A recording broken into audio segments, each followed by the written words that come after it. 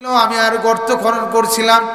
গর্ত খনন করতে করতে যখন গর্ত খনন করা শেষ হয়ে গেল, আমার সন্তানকে আমি তুলে একবারে গর্তের মধ্যে নিক্ষেপ করলাম। নিক্ষেপ করার পরে আমার সন্তান আমাকে বলল, বাবা আমাকে জানে বাঁচতে দাও, আমি আর জীবনেও তোমার পরিচয় দেব না, আমি তোমার বাড়িতে যেতে চাই না, বাবা তুমি আমাকে হত্যা করো না। আমার পাষাণ জান, আমার পাষাণ অন্তর আমার নরম হলো না। আমার সন্তানের মুখের উপরে আমি একটি বড় পাথর নিক্ষেপ করলাম। আমার সন্তান বলল, আব্বা। আল্লাহ রাব্বুল আলামিন, আমার সেই দৃশ্য এখনো ভাসে। আমার সন্তান বলল, আব্বা আব্বা।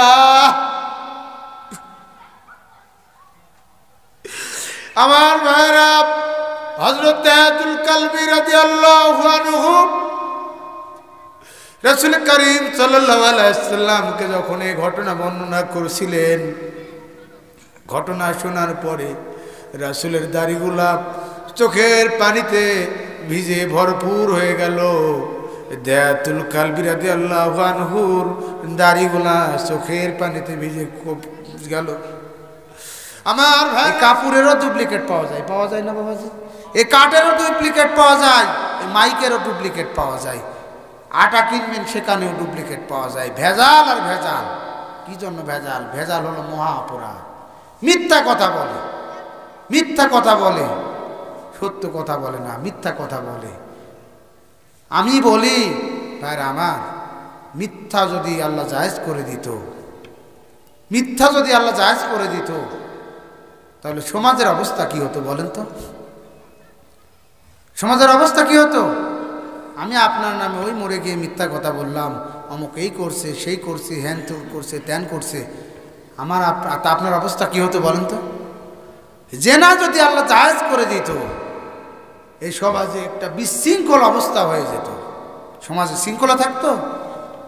কার মা, কার বোন, কার দাদি, কার খালা, কেউ কোনো কিছু বাঁচত না। এই যে পশুদের মধ্যে দেখেন না, তারা বাছাবাছি করে। আল্লাহ পাক যে যা কিছু দিয়েছেন, যা কিছু হারাম করেছেন, সব কিছু মানুষের কল্যাণে। কার কল্যাণে? কার কল্যাণে? আমার ভাইয়েরা, আমি সকলকে উদারত আহ্বান জানাবো, আমরা পরকালকে ভয় করি। পরকালে আমাদেরকে উঠা লাগবে। পরকালে আমাদেরকে জবাবদিহি করতে হবে। আপনি মারা যাব, মরণের পর থেকে এটা আমাদের পরকাল শুরু হয়ে যাবে। আমার ভাইয়েরা, জাহান্নামে যাওয়ার কারণ হলো কয়টি বলেন? জাহান্নামে যাওয়ার কারণ হলো কয়টি বলেন? জোর হলো না, জোরে বলেন, আরো জোরে, আরো জোরে। আপনাদেরকে শিখতে হবে। খালি ওয়াজ শুনলেন আর এখানে রেখে গেলেন হবে না। হবে? আমার ভাইয়েরা, জাহান্নামে যাওয়ার কারণ হলো চারটে। এক নম্বর কারণ কি বলেন? আমরা নামাজ পড়বো না, নামাজ ছেড়ে দেব বলেন। আমাদের স্ত্রীদেরকে নামাজের জন্য বলবো না বলেন। আমাদের সন্তানদেরকে নামাজে নিয়ে যাব না বলেন। আমার ভাইরা, কারা কারা আমরা নিয়মিত আজ থেকে নামাজ দায়ী করবো? আমরা আল্লাহকে দেখাই, দু হাত তুলে আমরা সকল লিল্লাহে তাকবীর, লিল্লাহে তাকবীর, জোরে বলেন লিল্লাহে তাকবীর। সকলে হাত নামান। নামাজ পড়বো তো ইনশাল্লাহ। এই যে ইমাম সাহেব ভাই আছেন, ইসরায়েল ভাই না আপনার নাম, আপনি একটু রেকর্ড করবেন। আমি মাঝে মাঝে, আমার বাড়ি বেশি দূর না, বড়ই সারাতে, আমি সকলকে নসিহত করি, ভাইরা আমার আপনার ভোট দিয়ে শুধু এমপি নির্বাচিত করা যাবে না, ইসলামপন্থীদেরকে ক্ষমতায় আনা যাবে না। আমার ভোটও যেমন লাগবে, বেনামাজি যে আছে তাকেও নামাজির মাধ্যমে সেই ভোটটি ব্যালট বক্সে নিয়ে তাকেও ইসলামপন্থী শক্তিকে ক্ষমতায় আনতে হবে। আমাদের একজনের টার্গেট থাকবে আগে নিজেই। বলেন কে বলেন? নিজে নামাজি হওয়া, নিজের স্ত্রী, নিজের সন্তান, নিজের পরিবার, নিজের প্রতিবেশী, নিজের আত্মীয় স্বজন, সমাজ, রাষ্ট্র এমনিতে কি হয়ে যাবে? নামাজি হয়ে যাবে। আমরা নামাজ পড়বো তো ইনশাল্লাহ বলেন। কার সাথে ওয়াদা করেছেন? আল্লাহ পাকের সাথে ওয়াদা করেছেন। এই ওয়াদা যদি খেলাপ করেন আল্লাহ পাকের হাবিব বলেছেন আয়াতুল মুনাফিকি সালাসা, মুনাফিকের আলামত হলো তিনটা। ওয়াইদা ওয়াদা আখলাফা, মুনাফিক যখন ওয়াদা করে খেলাপ করে, কি করে?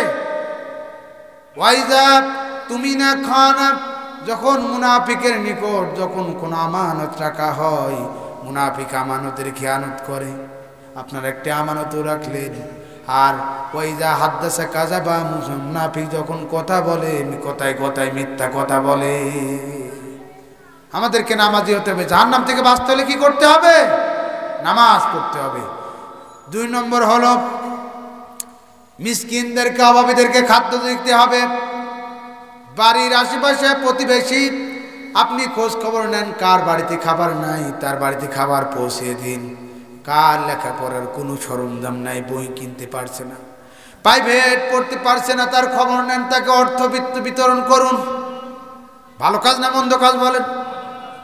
আমার ভাইয়েরা, এই কাজগুলো যদি আমরা করতে পারি তাহলে কাল কিয়ামতের দিন আল্লাহ রাব্বুল আলামিন আমাদেরকে জাহান্নাম থেকে বাঁচিয়ে দিবেন। আমরা সকল বলি সুবহানাল্লাহ। আমার ভাইয়েরা, আর যদি বাবার থেকে বোনরা জমি পাবে, এরকম যদি কোনো অপরাধ করেই থাকি, তাহলে জীবন থাকতে কোনো লজ্জা নেই, বা যার যার হক তাকে ফিরিয়ে দেন। 3 নম্বর হলো মানুষের সমালোচনা করবেন না। মানুষের সমালোচনা করা যাবে বলেন?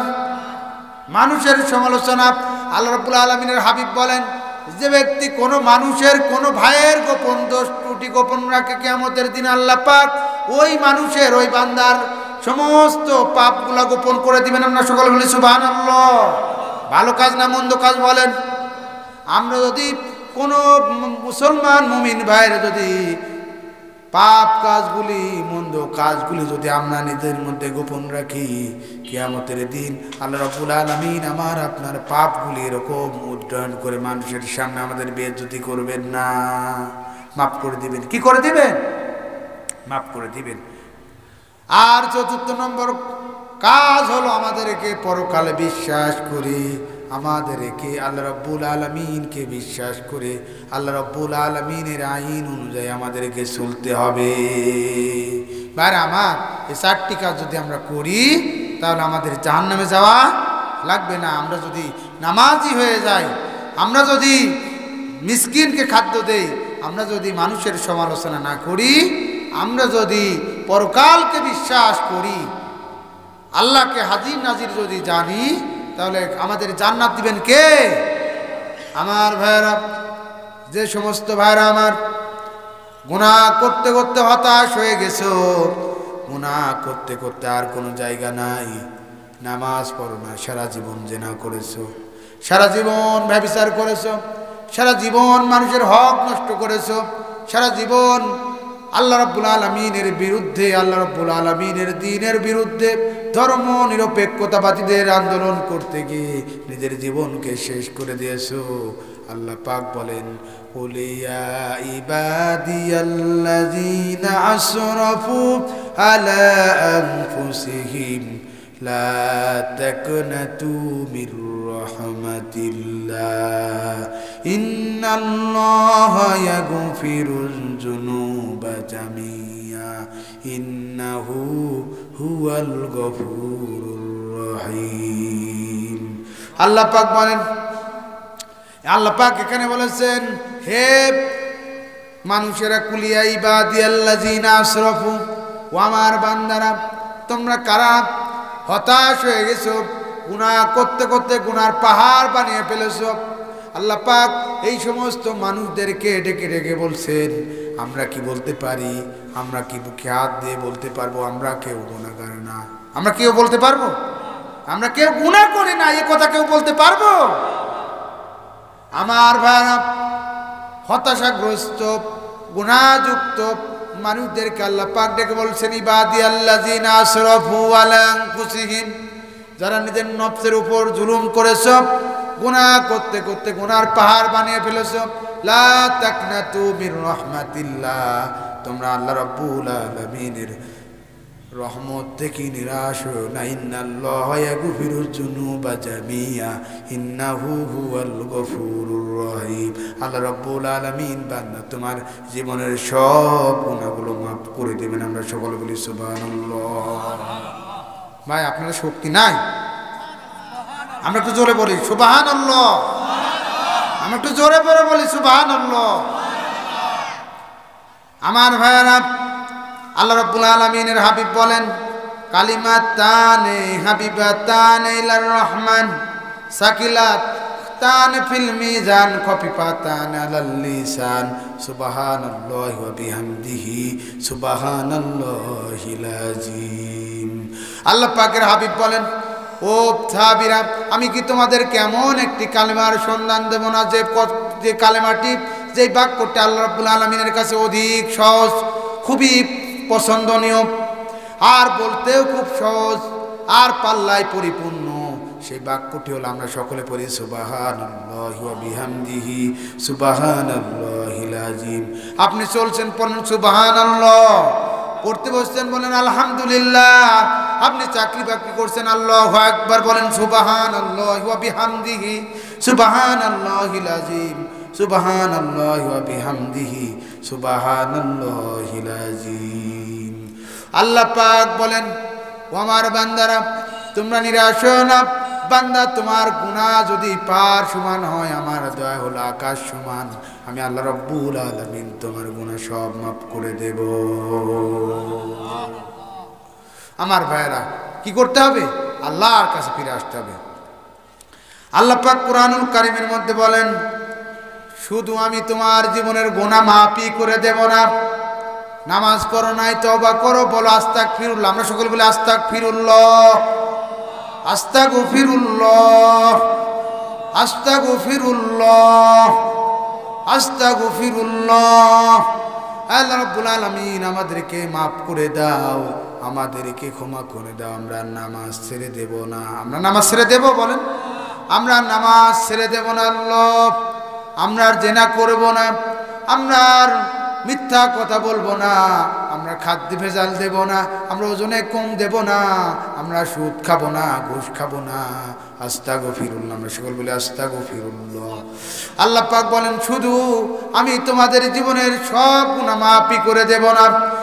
আমি কি করব? আল্লাহ পাক বলেন, ইল্লা মান তাবা ওয়া আমানা ওয়া আমিলা আমালান সালিহান।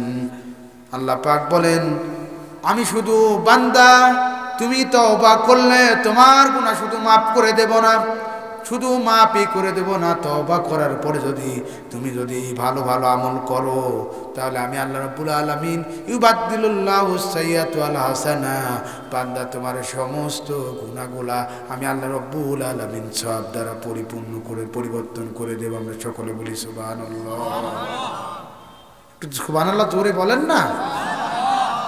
আল্লাহ পাক বলেন, শুধু গুনাহগুলো সব দ্বারা পরিবর্তনই করে দেব না, আমি তোমাদেরকে জান্নাতি বানিয়ে দেব। আমরা সকলে বলি সুবহানাল্লাহ, সকলে বলি মারহাবা, সকলে বলি মারহাবা। আমার ভাইরা, এজন্য ভাইরা আমার, গুনাহ করেছেন, আমরা যদি হযরত দাহিয়াতুল কালবি রাদিয়াল্লাহু আনহুর কথা যদি আমরা স্মরণ করি, আমার ভাইরা, রাসূল করিম সাল্লাল্লাহু আলাইহি ওয়াসাল্লামের কাছে হযরত দাহিয়াতুল কালবি যখন ঈমান গ্রহণ করলেন, যখন বললেন লা ইলাহা ইল্লাল্লাহু মুহাম্মাদুর রাসূলুল্লাহ। আমরা সকলে পড়ি লা ইলাহা ইল্লাল্লাহ, লা ইলাহা ইল্লাল্লাহ, লা ইলাহা ইল্লাল্লাহু মুহাম্মাদুর রাসূলুল্লাহ। আমরা সকল বলি সাল্লাল্লাহু আলাইহি ওয়াসাল্লাম। এই কালেমা পড়ে যখন মুসলমান হয়ে গেলেন হযরত দাহিয়াতুল কালবি রাদিয়াল্লাহু আনহু, হৃদয় বিদারক কাহিনীটি বলে আমার আলোচনা শেষ করব। রাসূল করিম সাল্লাল্লাহু আলাইহি ওয়াসাল্লামকে বললেন, ইয়া রাসূলুল্লাহ, ইয়া হাবিবাল্লাহ, আমার গুনাহকে আল্লাহ মাফ করে দিবেন? আল্লাহ রাসূল বললেন, হ্যাঁ অবশ্যই তোমার গুনাহ মাফ করে দিবেন। হযরত দাইয়াতুল কালবি রাদিয়াল্লাহু আনহু বলেন, ইয়া রাসূলুল্লাহ, ইয়া হাবিবাল্লাহ, আমি জীবনে যে পাপ করেছি আমার বিশ্বাস হয় না আল্লাহ রাব্বুল আলামিন আমাকে মাফ করে দিবেন। আমার ভাইরা, আল্লাহ পাকের হাবিব বললেন, কি পাপ করেছো তুমি এমন অনুতপ্ত হচ্ছ? হযরত দাইয়াতুল কালবি রাদিয়াল্লাহু আনহু বললেন, ইয়া রাসূলুল্লাহ, ইয়া হাবিবাল্লাহ, জাইয়ালাতের সমস্ত মূর্খতা আমার মধ্যে এমনভাবে কাজ করেছিল। সেই সময় মক্কায় আরবদের মাঝে এরকম প্রচলন ছিল, যদি কারো কন্যা সন্তান জন্মগ্রহণ করে সে সমাজের মুখ দেখাইতে পারত না। দাইয়াতুল কালবি রাদিয়াল্লাহু আনহু বলেন, ইয়া রাসূলুল্লাহ, ইয়া হাবিবাল্লাহ, আমি বাইরে ছিলাম, বিদেশে ছিলাম কাজ করার জন্য। আমি বাড়িতে আসলাম কয়েক বছর পর, দেখলাম আমার সন্তান কন্যা সন্তান জন্ম দিয়েছে, ফুটফুটে সন্তান, কত সুন্দর চেহারা। আমি যখন বাড়িতে আসলাম, আমাকে আব্বা আব্বা বলে আমার সন্তান আমাকে সম্বোধন করেছেন। একদিন আমার স্ত্রীকে বললাম, আমার সন্তানকে আমি বেড়াইতে নিয়ে যাব, তুমি তাকে খাওয়া দাও, সুন্দর পোশাক পরায় দাও। আমার কন্যা সন্তানটিকে নিয়ে আমি হাঁটা শুরু করলাম। আমার সন্তানকে বললাম, বাবা আমি তোমাকে নিয়ে বেড়াইতে যাব। আমার সন্তান আমাকে নিয়ে চলল। যাইতে যাইতে বিশাল মরুময় প্রান্তরের মধ্যে আমি কুদাল নিয়ে যাচ্ছিলাম। আমার সন্তান বলছিল যে, বাবা তুমি কুদাল দিয়ে কি করবে বলছিলাম, তাকে নানানভাবে বুঝ দিচ্ছিলাম।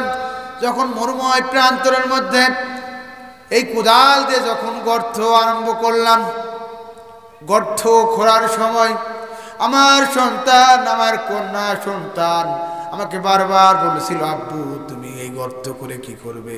আমি তাকে নানানভাবে বোঝাচ্ছিলাম।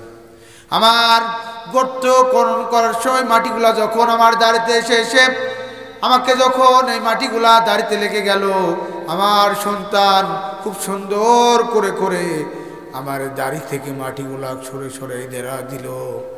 আমার সন্তান যখন এই কাজগুলো করছিল, আমি আর গর্ত খনন করছিলাম।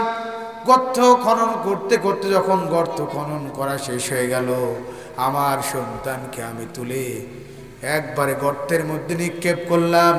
নিক্ষেপ করার পরে আমার সন্তান আমাকে বলল, বাবা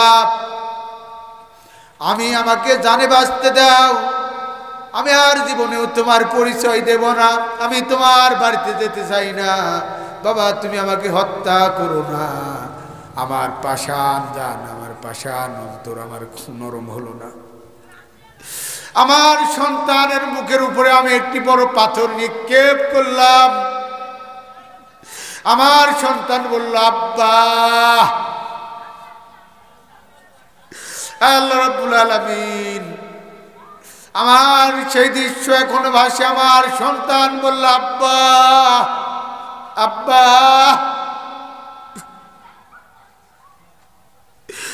আমার ভাইরা, হযরত দাইয়াতুল কালবি রাদিয়াল্লাহু আনহু রাসূল করিম সাল্লাল্লাহু আলাইহি ওয়াসাল্লামকে যখন এই ঘটনা বর্ণনা করেছিলেন, ঘটনা শোনার পরে রাসূলের দাড়িগুলা চোখের পানিতে ভিজে ভরপুর হয়ে গেল। দাইয়াতুল কালবি রাদিয়াল্লাহু আনহুর দাড়িগুলা চোখের পানিতে ভিজে গেল। আমার ভাই রাসূল করিম সাল্লাল্লাহু আলাইহি ওয়াসাল্লাম প্রশ্ন করলেন, হযরত দাইয়াতুল কালবি রাদিয়াল্লাহু আনহু, ইয়া রাসূলুল্লাহ, ইয়া হাবিবাল্লাহ, আমি এত বড় পাপ করেছি, তারপরেও কি আমার আল্লাহ আমাকে মাফ করে দিবেন? আল্লাহ পাকের হাবিব বললেন, ও দাইয়াতুল কালবি, তুমি চিন্তা করো না, তুমি যখন ঈমান এনেছো আর তওবা করেছো আর পড়ে নিয়েছো, আমরা পড়ি লা ইলাহা ইল্লাল্লাহু মুহাম্মাদুর রাসূলুল্লাহ, আমরা সকলে বলি সাল্লাল্লাহু আলাইহি ওয়াসাল্লাম। আমার ভাইরা, আল্লাহ পাকের হাবিব হযরত দাইয়াতুল কালবিকে বললেন, তোমার ঈমান আনার কারণে, তওবা করার কারণে আল্লাহ রাব্বুল আলামিন সব গুনাহ মাফ করে দিয়েছেন। আমরা সকলে বলি সুবহানাল্লাহ। এজন্য ভাইরা আমার, জান্নাতে যাওয়ার সহজ উপায় হলো আল্লাহ পাক যা আদেশ করেছেন সবগুলো মেনে নেওয়া, আর আল্লাহ পাক যা নিষেধ করেছেন সবগুলো থেকে বিরত থাকা। এর থেকে সহজ আর কোনো কথা নয়। আল্লাহ পাক যা আদেশ করেছেন আমরা সব মেনে নিব, আর আল্লাহ পাক যা নিষেধ করেছেন আমাদের সব কিছু থেকে বিরত থাকতে হবে। এজন্য ভাইরা আমার, আমি সকলকে বলি, ও ভাইরা আমার, এখনো তোমরা কেন মিষ্টির দোকানে বসে আসো? আসো কোরআনের দিকে, আসো জান্নাতের দিকে। এটা হলো জান্নাতের বাগান। মাজালিসুল ইলম ইয়া রাওজাতুর রিয়াজুল জান্নাহ, যেখানে কোরআনের আলোচনা করা হয়, যেখানে দ্বীনের আলোচনা করা হয়, সেটা যেন নারিসা দক্ষিণ পাড়া ভাটাপাড়া মাঠ নয়, সেটা জান্নাতুল ফেরদাউসের টুকরা হয়ে যায়। আমরা সকল বলি সুবহানাল্লাহ, আমরা সকল বলি সুবহানাল্লাহ। সম্মানিত উপস্থিতি, আমি সকলকে আহ্বান করব, আমি যা আলোচনা করেছি আল্লাহ পাক যেন আমাকে আপনাকে সকলকে যেন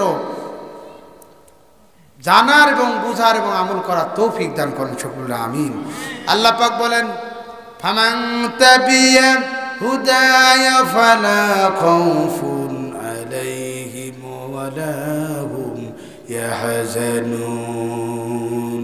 যারা নাকি এই কিতাবের ইত্তেবা করবে, এই কুরআনুল কারীমের অনুসরণ অনুশাসন মেনে চলবে, আল্লাহ রাব্বুল আলামিন বলেছেন, ফালা খাউফুন আলাইহিম ওয়ালা হুম ইয়াহজানুন, তাদের কোনো ভয়ও নেই, তাদের কোনো চিন্তা নেই। যারা নাকি পক্ষান্তরে এই কুরআনুল কারীমের একটি আয়াত, একটি হরফ, একটি নুক্তাও যদি অস্বীকার করে, আল্লাহ পাক বলেন, ওয়াল্লাযীনা কাফারু ওয়া কাযযাবু বিআয়াতিনা উলাইকা আসহাবুন নার হুম ফিহা খালিদুন। আল্লাহ পাক বলেন, যারা নাকি কুফরি করেছে এবং এই কোরআনকে যারা মিথ্যা প্রতিপন্ন করছে, কোরআনকে যারা অস্বীকার করেছে, কোরআনের আইন মানে নাই, কোরআন, আল্লাহ রাব্বুল আলামিন বলেন, উলাইকা আসহাবুন নার, তারাই হলো জাহান্নামের অধিবাসী। শুধু জাহান্নামে যাবে না, হুম ফিহা খালিদুন, তারা সেখানে চিরকাল অবস্থান করবে। এজন্য ভাইরা আমার, আমি সকলকে উদারত আহ্বান জানাবো যে আসুন আমরা কোরআন পড়ি, কোরআন বুঝি, কোরআনের আন্দোলনে আমরা এক একজন সৈনিক হয়ে যাই। আমরা সকল বলি ইনশাআল্লাহ, আমরা সকলে বলি ইনশাআল্লাহ। আল্লাহ পাক যেন আমাদেরকে কবুল ও মঞ্জুর করে নেন, সকল বল না আমিন, সকল বল না আমিন। আমাদেরকে যেন জাহান্নাম থেকে আল্লাহ পাক যেন মুক্ত করে দেন, সকল বল না আমিন। আল্লাহ পাক যেন আমাদেরকে সকলকে জান্নাতের কোনায়, আমাদেরকে আমরা যারা উপস্থিত হয়েছি একটু জায়গা করে দেন, সকল বল না আমিন। সম্মানিত উপস্থিতি, আপনারা যে আয়োজন করেছেন আপনাদেরকে ধন্যবাদ জানাতে হয়। মানুষরা মসজিদ মাদ্রাসার উন্নয়ন নিয়ে ব্যস্ত, আর এই যুবক ভাইগুলা, 35 জন যুবক ভাইগুলা আমার আপনার ইমানের উন্নয়ন নিয়ে তারা কত চিন্তা করছে। আল্লাহ পাক যেন এই যুবক ভাইদেরকে কবুল ও মঞ্জুর করে দেন, সকল না আমিন। কাল কিয়ামতের দিন 8 শ্রেণীর ব্যক্তিদেরকে, না 7 শ্রেণীর ব্যক্তিদেরকে আল্লাহ পাক আরশে আজিমের নিচে ছায়া দিবেন, যে ছায়া ব্যতীত অন্য কোনো ছায়া থাকবে না। আমরা এই হাদিসটি শুনেই প্রধান বক্তা আসবেন, আমরা আলোচনা শেষ করব। 1 নম্বর হলো ইমামুন আদিলুন। 1 নম্বর কি বলেন? ন্যায়পরায়ণ শাসক, আলোচনা করেছি। 2 নম্বর হলো অসাব্য শাবাবি ইবাদিল্লাহ। 2 নম্বর হলো ওই যুবক যারা নাকি আল্লাহ রাব্বুল আলামিনের ইবাদতের মাধ্যমে তার যৌবনকাল অতিবাহিত করেছে। আমরা সকলে বলি সুবহানাল্লাহ। আল্লাহ পাক যেন আমাদের এই 35 জন যুবক ভাইদেরকে সেই যুবকদের মধ্যে কবুল মঞ্জুর করে নেন, সকল না আমিন। এজন্য যৌবনকালের ইবাদত আর বুড়াকালের ইবাদত কি এক? কিয়ামতের দিন 5টি প্রশ্নের জবাব ব্যতীত এক চুল নড়তে দিবে না। আল্লাহ পাক সেদিন বলবেন না তুমি বৃদ্ধকালে কি করেছো, বলবে যৌবনকাল কিভাবে কাটিয়েছো। আর আমরা বৃদ্ধ হলে মসজিদে যাই, যৌবনকাল বলি না। এখন আমাদের নামাজের সময় হয় নাই, নামাজের সময়, দাড়ি রাখার সময় হয় নাই, আমাদের ফুল প্যান্ট পরার সময় হয় নাই। আমি বলে গেলাম, আমি সেলিম রেজা বলে গেলাম যদি হাফ প্যান্ট পরিহিত কোনো যুবক রাস্তায় দেখেন, 4 রাস্তার মোড়ে বেঁধে উত্তম মাধ্যম দিবেন, যদি মামলা হয় আমার নামে করে আসবেন ঈশ্বরী থানায়। এজন্য যদি আমাকে যদি জেলেও যেতে হয়, ফাঁসির কাজটাও যেতে হয়, খুশি হবেন কে বলেন? খুশি হবেন কে? আমাদেরকে এই ইমানি জজবা তৈরি করতে হবে। আমরা নিজেরা করব না, মানুষদেরকেও করতে দেব না। ঠিক আছে কথা? ঠিক আছে কথা। আমি ইমাম সাহেবকে দায়িত্ব দিয়ে গেলাম। এই এলাকায় ইসলামিক স্টেট কায়েম হোক। কারা কারা চান? সবাই চান? আমরা আল্লাহ পাক কবুল করুন সকলে না আমিন। কোনো যুবককে হাফ প্যান্ট পরে রাস্তায় বের হতে দেওয়া হবে না। যুবক ভাইদেরকেও আমি সতর্ক করে গেলাম। আমি তো বলছি আপনি যেখানে দেখবেন সেভাবে সেখানে আমাদেরকে অ্যাকশন নিতে হবে। এই বিগত 16 বছরে আমরা কিছুই বলতে পারি নাই। আমি যেখানে জুমা পড়ি সেখানেও আমি বলছি, এই ঘোষণাই দিয়েছি। 3 নম্বর হলো ওয়ারাজুলুন কলবুন মুতাআল্লাকুন ফিল মাসাজিদ ইজা খরাজা মিনহু হাত্তা ইয়াউদু ইলাইহি। এমন যুবক, আল্লাহ রাব্বুল আলামিনের হাবিব এখানেও যুবকের কথা বলেছেন, এখানে এমন ব্যক্তির কথা বলেছেন, এমন ব্যক্তি যার অন্তর মসজিদের সাথে লটকানো, এক ওয়াক্ত নামাজ আদায় করে, তারপর আবার অধীর অপেক্ষায় থাকে কখন মুয়াজ্জিন আযান দিবে, হাইয়া আলাস সালাহ,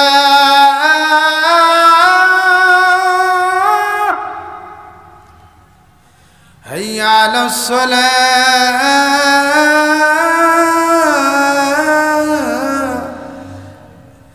আমার ভাইয়ের এমন ব্যক্তিদেরকে আল্লাহ রাব্বুল আলামিন কাল কিয়ামতের দিন কঠিন মুসিবতের সময় আরশে আজিমে নিয়ে ছায়া দিবেন। 4 নম্বর হলো ওয়ারাজুলান মুহাব্বাতান ফিল্লাহি ইস্তামান আলাইহি ওয়া তাফাররাকু আলাইহি। এমন ব্যক্তিদেরকে আল্লাহ রাব্বুল আলামিন যা সেদিন আরশে আজিমের নিচে ছায়া দিবেন, যারা নাকি একমাত্র আল্লাহ রাব্বুল আলামিনের সন্তুষ্টির উদ্দেশ্যেই দুজনকে ভালোবাসে এবং দেখা করে, একত্রিত হয় এবং আল্লাহ রাব্বুল আলামিনকে সন্তুষ্ট করার উদ্দেশ্যেই পৃথক হয়ে যায়।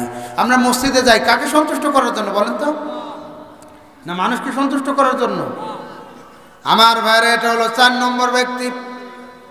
5 নম্বর ব্যক্তি হলো ওয়ারাজুলান যিকরুল্লাহি খালিয়ান তাফাআতু আইনাহু ওয়ারাজুলান দামাত ইমরাহু জাতু। 5 নম্বর ব্যক্তি হলো যে ব্যক্তি নির্জনে আল্লাহর ভয়ে কন্দন করে, এমন ব্যক্তিকে আল্লাহ আরশে আজিমে ছায়া দিবেন। অনেক যুবক আছে, অনেক মানুষ আছে যে নির্জনে আল্লাহর ভয়ে কন্দন করে, আছে না ভাই?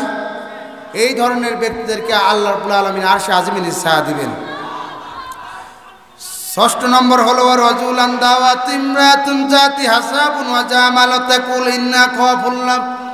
কোন সুন্দরী, গুণবতী, ধনবতী, রমণী কোন যুবককে বলে তুমি আমার সাথে মিলিত হও, সম্মানিত উপস্থিতি যে কথা বলছিলাম। 6 নম্বর হলো এমন যুবক, যেই যুবক ভাইদেরকে কোনো রূপবতী, ধনবতী, সুন্দরী, রমণী বলে ওয়েলকাম, তুমি আমার সাথে মিলিত হও, আমার সাথে জেনা করো, ওই ব্যক্তি বলে, ওই যুবক বলে ইন্নী আখাফুল্লাহ, আমি আল্লাহকে ভয় করি। আমরা কাকে ভয় করি বলেন? আমরা কাকে ভয় করি? আর 7 নম্বর হলো ওয়ারাজুলান তাসাদ্দাকু বিসাদকাতুন ফাকফা হাত্তা তাআলাম শিমালাহু মা তুনফাকু ইয়ামিনিহি। এমন ব্যক্তি যে ব্যক্তি এত অতি গোপনে দান করে, ডান হাতে কি দান করে বাম হাতে টের পায় না। এই 7 শ্রেণীর ব্যক্তিদেরকে আল্লাহ পাক আরশে আজিমের নিচে ছায়া দিবেন। আল্লাহ পাক যেন আমাদেরকে মাফ করে দেন সকল গুনাহ, আমিন। আল্লাহ পাক যেন আমাদেরকে কবুল মঞ্জুর করে নেন সকল গুনাহ, আমিন আমিন। সম্মানিত উপস্থিতি, এই আলোচনাটি আপনারা দেখতে পাবেন হামজা টিভি পাবনাতে। আপনারা সকলেই এই চ্যানেলটিকে আপনারা সাবস্ক্রাইব করবেন এবং আপনারা আলোচনা শোনার জন্য আমাদের ইসলামী বক্তা যারা আছে হামজা টিভি আপনারা যদি সার্চ দেন আলোচনাগুলো দেখতে পাবেন। আল্লাহ পাক যেন আমাদেরকে কবুল মঞ্জুর করেন সকল না, আমিন আমিন। ওয়া আখিরু দাওয়ানা আলহামদুলিল্লাহি রাব্বিল আলামিন। আসসালামু আলাইকুম ওয়া রাহমাতুল্লাহি ওয়া বারাকাতুহু।